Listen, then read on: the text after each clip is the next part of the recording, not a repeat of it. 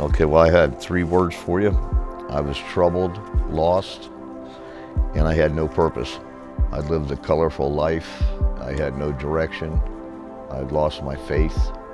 I chose the word lost. The reason why is because life without Jesus and before I really found Christ, I just felt like I didn't know my path, I didn't know who I wanted to become, and I didn't know who I was. I have many words that describe my life before Jesus. I would say misunderstood, deceiving, and just all over the place outrage. Misled, basically, in a sense. I was misdirected.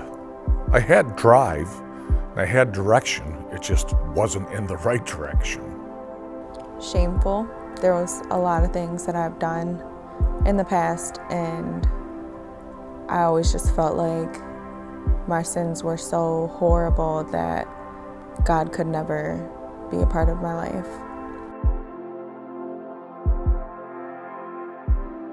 I had a near-death experience, opened my eyes, and if it wasn't for my loving wife and prayers, I had people here at Wyandotte Church that were praying for me that I hadn't even known yet. That's how I came into it.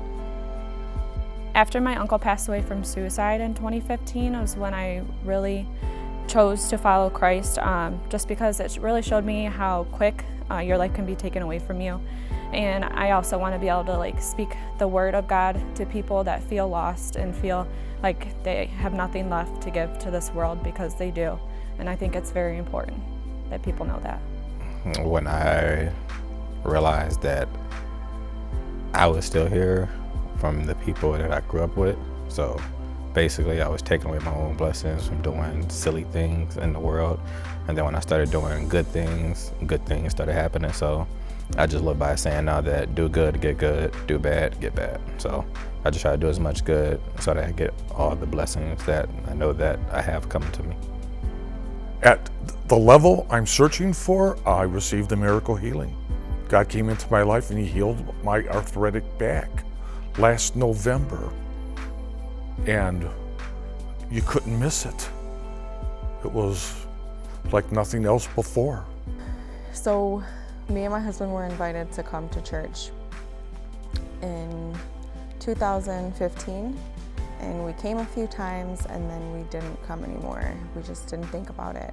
And then we started having really bad problems. We talked about getting a divorce, and I also suffer with depression, so I had many thoughts of suicide and some attempts, and I just felt like there was like an overwhelming amount of darkness.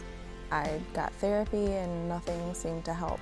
So we had a conversation. We said that we needed to come to church, and we did. And it was a different feeling when we came back.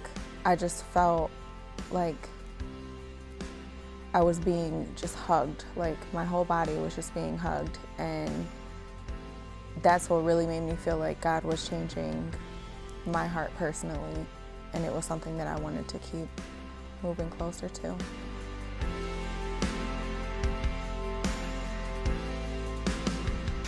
I'm peaceful now. Happy. I have purpose. I know there's a purpose for me. I have structure. And I have a new family I've found here in Wyandotte Family Church.